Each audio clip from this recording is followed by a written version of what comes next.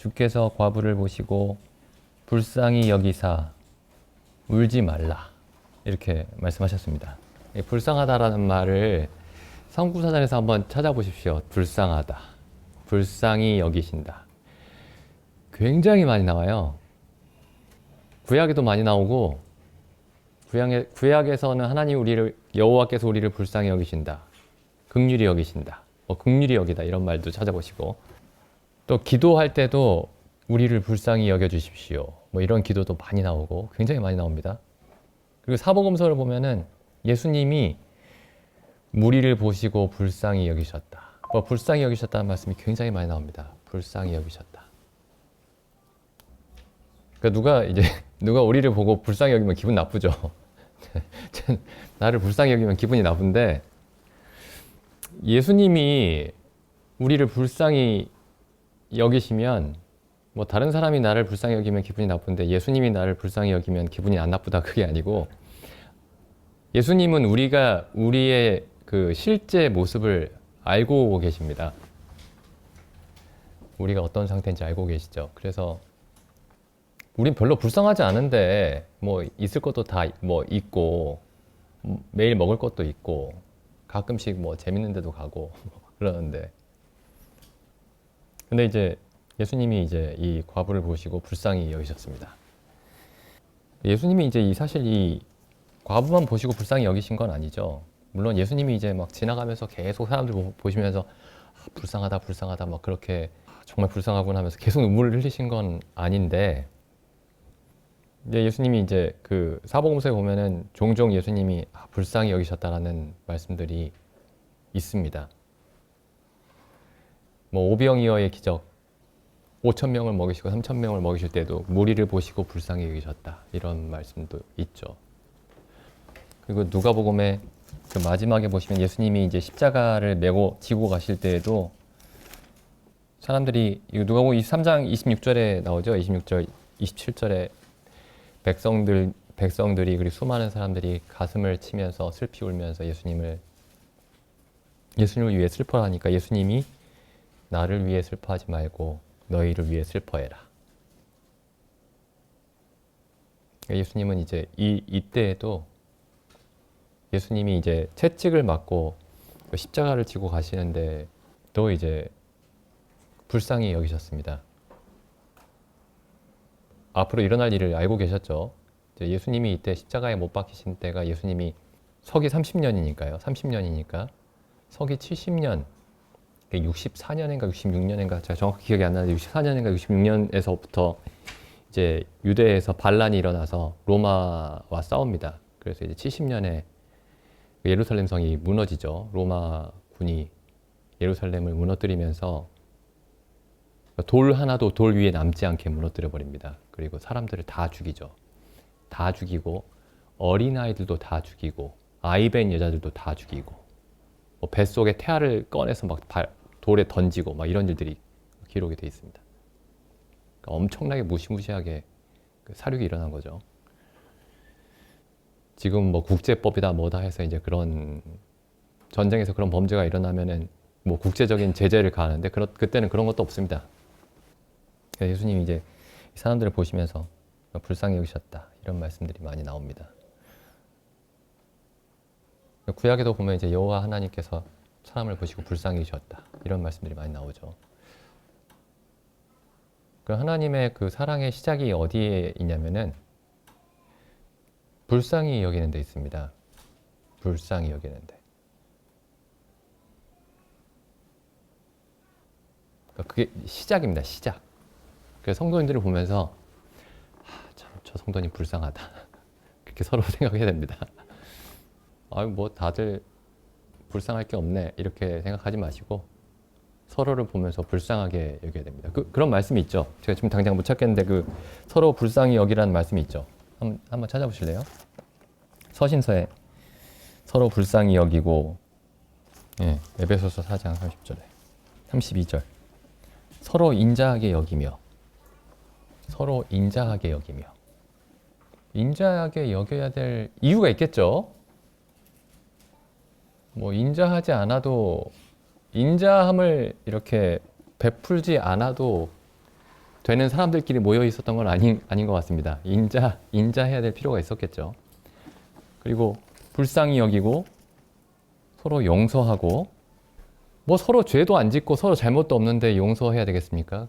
근데 서로 잘못을 하고 서로 죄를 범하고 하니까 서로 용서하라 이렇게 말씀하셨겠죠.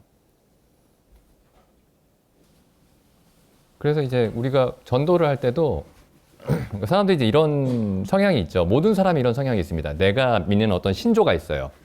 내가 믿는 어떤 신념의 체계가 있는데 내가 가지고 있는 어떤 인생관, 세계관과 동조하는 사람들이 많으면 기분이 좋습니다. 내가 속해 있는 단체의 사람들이 많아지면 기분이 좋아요. 그래서 포교 활동을 하죠. 포교 활동. 근데 우리가 하는 전도는 포교 활동이 아닙니다. 어디에서 시작하는 거냐면 우리 전도는 어디에서 시작하는 거냐면은 불쌍히 여기는 데서 시작합니다. 불쌍히 여기는 데서. 그래서 불쌍히 여기는 것이 없는데 막 전도를 하잖아요. 전도가 아닙니다. 그거. 그래서 전도할 때도 그 믿지 않는 사람들을 불쌍히 여기는 마음이 들어야 됩니다. 그리고 우리가 서로 불쌍히 여길 때에도 그러니까 우리 성도들 사이에서도 불쌍히 여기는 마음이 들어야 되죠.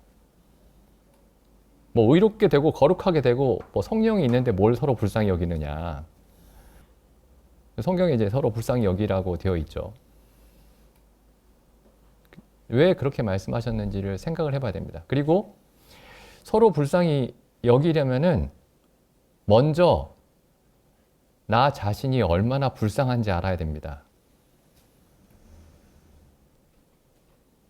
사도 바울은 자기가 얼마나 불쌍한지 알고 있었죠. 아까 뭐 정경님도 읽으셨지만은 내가 죄인 중에 괴순이라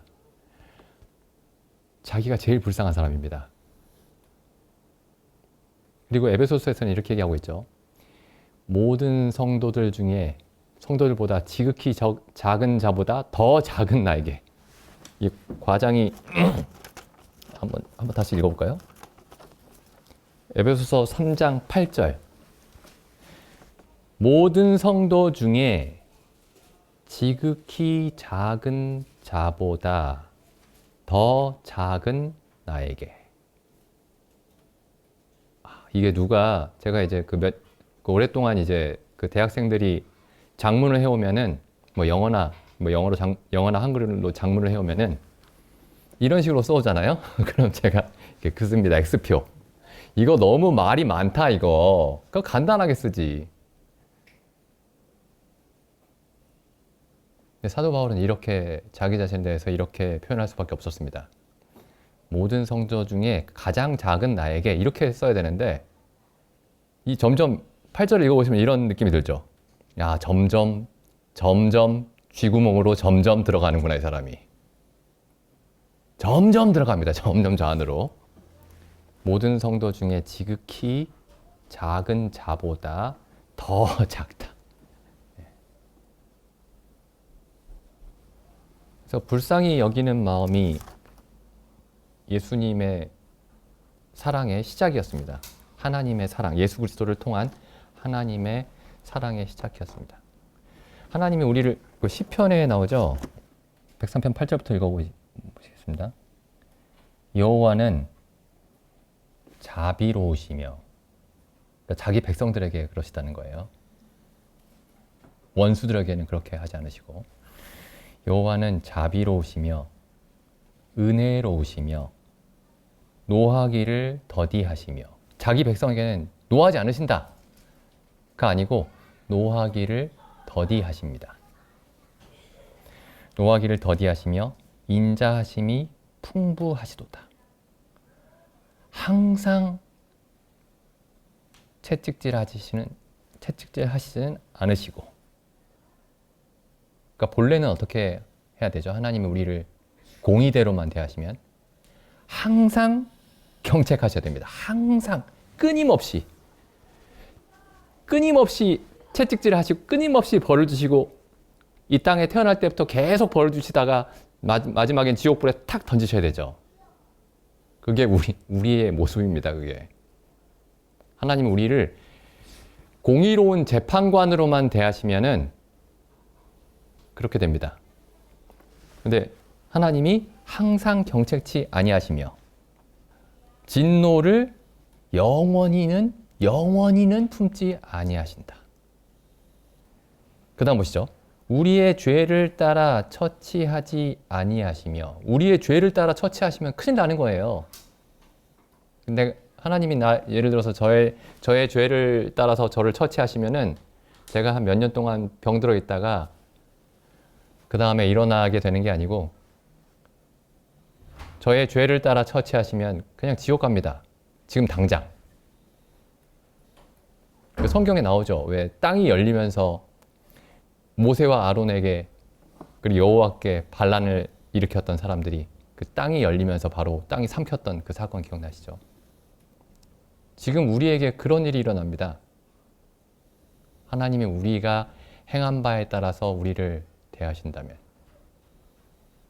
근데 우리의 죄를 따라 처치하지 아니하시며 우리의 죄악을 따라 갚지 아니하셨으니 이는 하늘이 땅에서 높음같이, 이것도 이제 가을이니까 한번 제일 좋은 계절이죠. 이 말씀을 느낄 수 있는 제일 좋은 계절입니다. 하늘이 땅에서 높음같이 그를 경외하는 자에게 그 인자하심이 크심이로다. 나중에 한번 이제 하늘 한번 쳐다보십시오. 가을 하늘. 하나님의 인자하심이 얼마나 높으신지.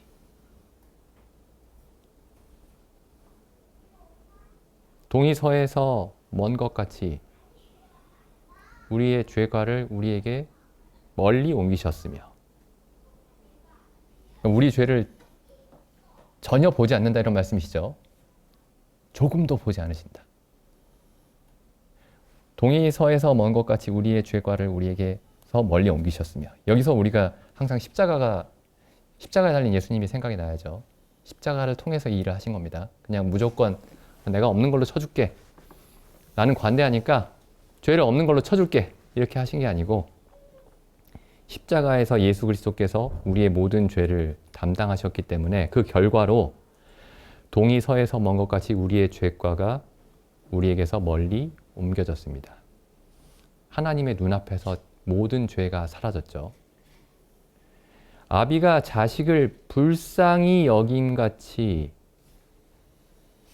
여호와께서 자기를 경외하는 자를, 자기를 두려워하는 자를 불쌍히 여기시나니 이는 저가 우리의 체질을 아시며 우리의 연약함을 아신다는 거죠. 우리가 하나님의 전능하신 손으로 우리를 붙들어 주고 계시지 않으면 우리가 아무것도 할 수 없다라는 그런 연약함을 아시고 우리가 진토임을 기억하심이로다. 우리가 본질적으로 어떤 존재냐? 진토입니다. 진토. 그럼 우리가 이렇게 말도 하고 생각도 하고 성경 이야기도 하고 서로 웃기도 하고 이렇게 하는 이유가 뭐냐면 전적으로 하나님의 은혜 때문이죠. 세상에서는 우리가 어떤 사람들은 세상에서 존경도 받고 대접도 받고 그럴지 모르겠습니다. 세상에서는 그래서 사람과 사람 사이에 차이가 있죠. 차별이 있죠. 근데 모두가 하나님 앞에서 본질적으로 우리 모두가 진토에 불과합니다. 여기 15절 읽어보겠습니다. 인생은 그 날이 풀과 같으며 그 영광이 들의 꽃과 같도다. 16절 그것은 바람이 지나면 없어지나니 그곳이 다시 알지 못하거니와. 그러니까 이 모든 사람이 본래 어떤 존재인지를 이 다윗이 정말 어떻게 이보다 더 잘 표현할 수는 없을 겁니다. 인생은 그 날이 풀과 같으며 그 영광이 들의 꽃과 같도다. 그것이 바람이 지나가면 없어져 버린다. 그리고 그 꽃이 그 자리에 펴 있었는지는 아무도 알지 못한다. 근데 성도님들이 자신의 삶을 이렇게 이해하고 계시는지를 질문을 해야 됩니다. 서로 스스로. 하나님의 어떤 계획이 있으셔서 지금 성도님들 하시는 일들이 이들 가운데 어떤 어려움이 없을지라도 항상 성경으로 돌아와서 우리가 본래 이런 자라는 것을 항상 스스로에게 상기시켜야 됩니다. 이게 성경에서 말하는 묵상이죠. 성경을 연구하고 묵상하는 겁니다. 안 그러면 자기 자신에 대해서 착각에 빠지죠.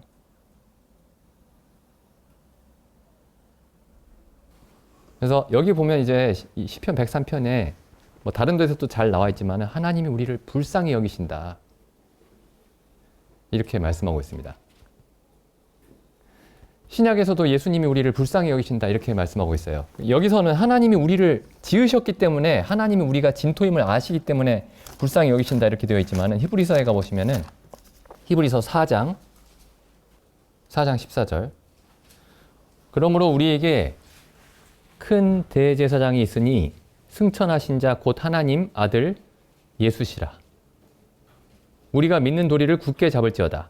우리에게 있는 대제사장은 예수 그리스도시죠. 우리의 연약함을 체휼하지 아니하는 자가 아니요. 체휼이 뭐죠? 체험해서 우리의 모든 연약함을 체험해서 긍휼히 여기신다. 그 다음 보시겠습니다. 모든 일에 우리와 동일하게 모든 일에 우리와 똑같이 어려움을 겪으셨기 때문에 우리의 모든 연약함과 고통과 슬픔과 이런 것들을 다 알고 계신다. 체험해서. 그래서 우리를 불쌍히 여기시는 겁니다. 16절 그러므로 우리가 긍휼하심을 받기 위해 하나님께 긍휼하심을 받기 위해서 또 은혜를 받기 위해서 긍휼하심을 받는다는 말과 은혜를 얻는다는 말은 같은 말인데 조금 다르죠. 긍휼하심은 하나님이 우리에게 느끼시는 불쌍히 여기시는 마음입니다. 그 은혜는 우리를 불쌍히 여기시기 때문에 우리에게 베푸시는 것들이죠. 그럼 우리에게 항상 필요한 게 뭐냐면 하나님이 우리를 불쌍히 여기시는 것과 그리고 하나님이 그로 말미암아 하나님이 우리에게 항상 베푸시는 은혜가 우리에게 필요합니다. 그러니까 우리가 얼마나 연약한 존재인지 이 말씀을 통해서 알 수 있습니다. 하나님이 우리를 계속 긍휼히 여기셔야 되고 하나님이 그래서 계속 우리에게 은혜를 베푸셔야 합니다. 그렇지 않으면 우리는 아무것도 아닙니다. 그러므로 우리가 긍휼하심을 받고 때를 따라 돕는 은혜를 얻기 위하여 은혜의 보좌 앞에 담대히 나아갈 것이니라. 5장 1절도 보시죠.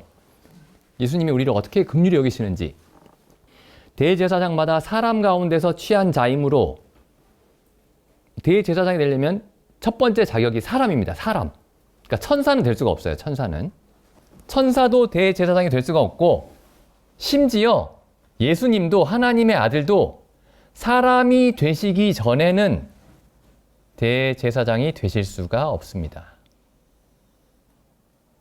이거 굉장히 중요한 예수님에 대한 굉장히 중요한 사실입니다. 이게.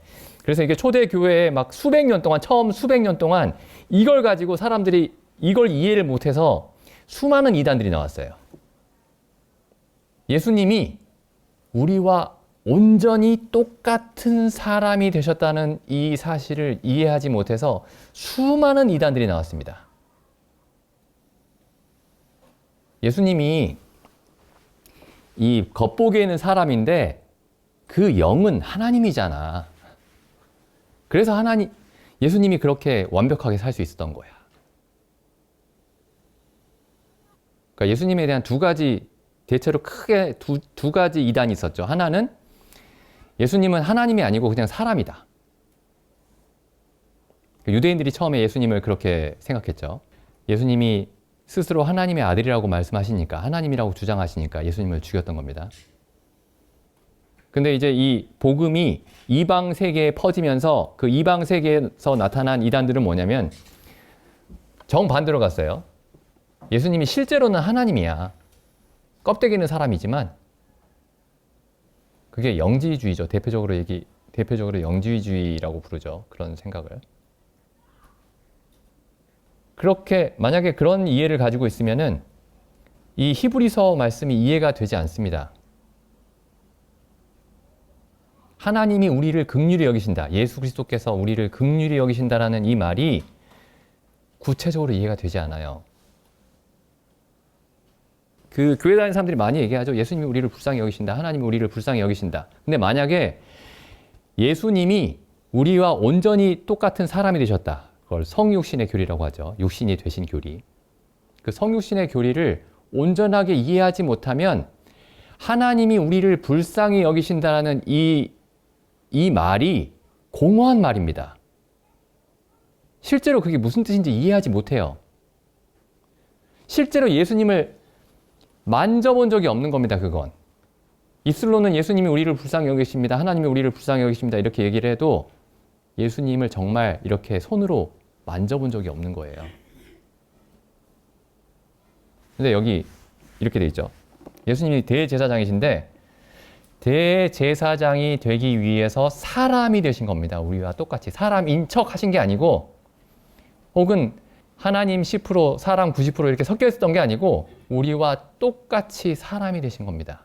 온전히 하나님이신데 온전히 사람이 되셨습니다. 여기 앉아 계신 형제님들과 자매님들, 저처럼.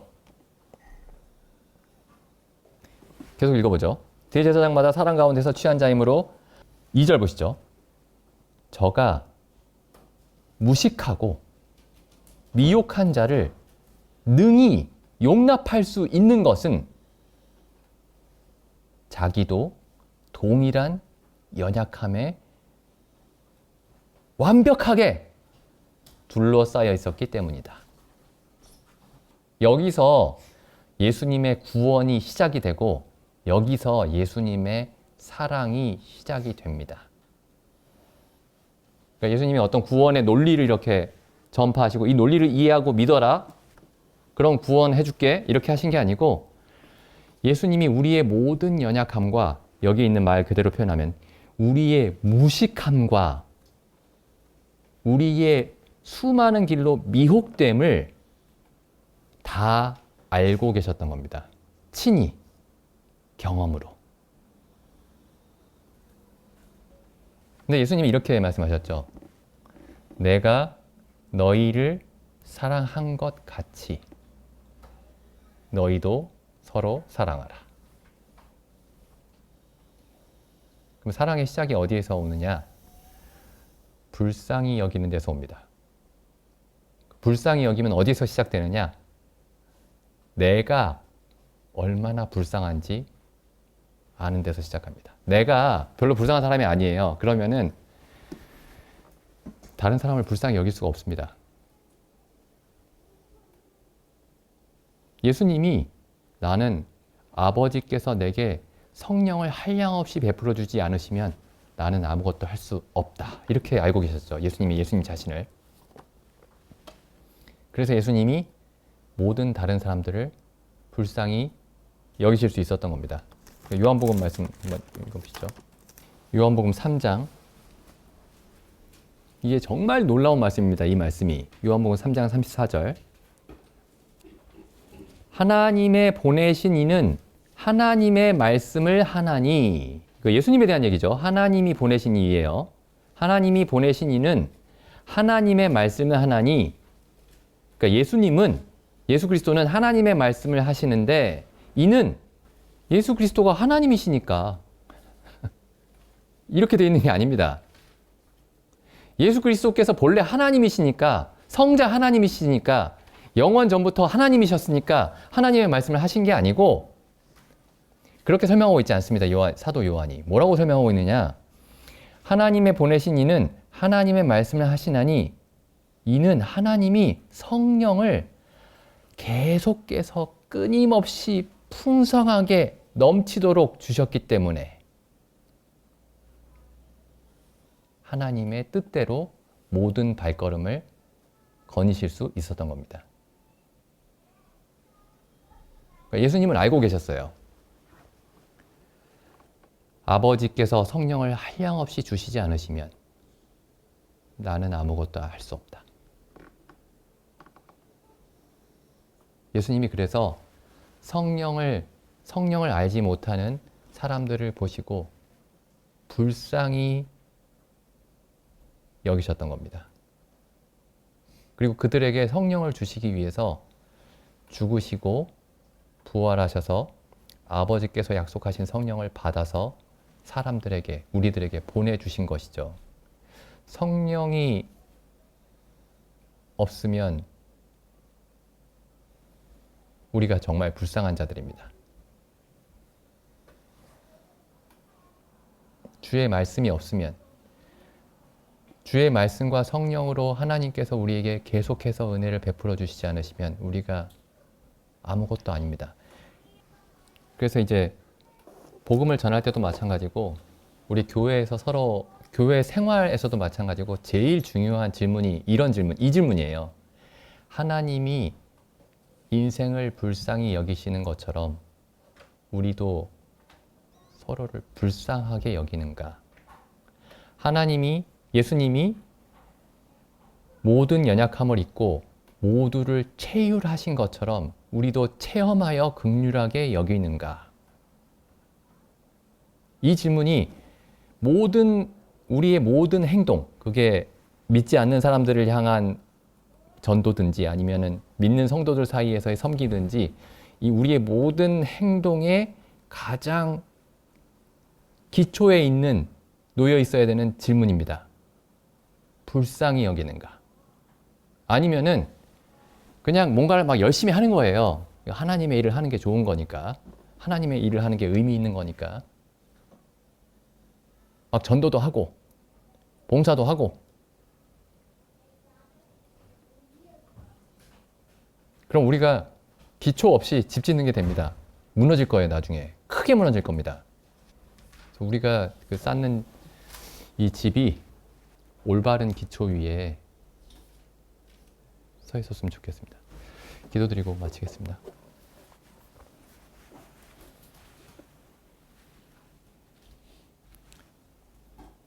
하나님 아버지, 저희를 흙으로 지으시고 저희에게 생기를 불어넣어 주셔서 하나님의 형상과 모양을 닮은 그런 사람으로 지어주셨음에 감사드립니다.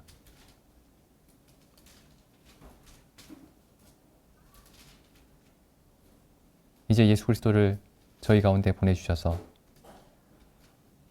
참 저희가 하나님을 알지 못하고 죄로 인해 죽어 있었을 때 하나님을 알지 못하고 살았사오나 예수 그리스도를 통해 참 하나님의 모습을 다시 한번 분명히 알려주심에 감사드립니다. 자, 우리 주 예수 그리스도께서 보여주신 하나님의 모습이 저희를 불쌍히 여기시는 하나님이었으므로 감사드립니다. 참 십자가에 죽으시기까지 저희를 불쌍히 여기시고 긍휼히 여기시는 마음이 그치지 아니하셨음에 감사드립니다.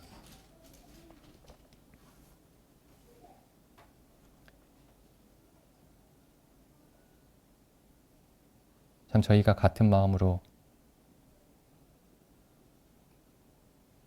성도들을 서로 섬기게 하옵시고 저희가 같은 마음으로 그리스도를 증거할 수 있도록 저희 마음을 인도하여 주시옵소서. 참 오직 하나님께서만 참 주의 성령을 통해 하실 수 있는 일이 오매 참 주께 온전히 의탁드리옵나이다. 우리 주 예수님의 이름으로 기도드립니다. 아멘.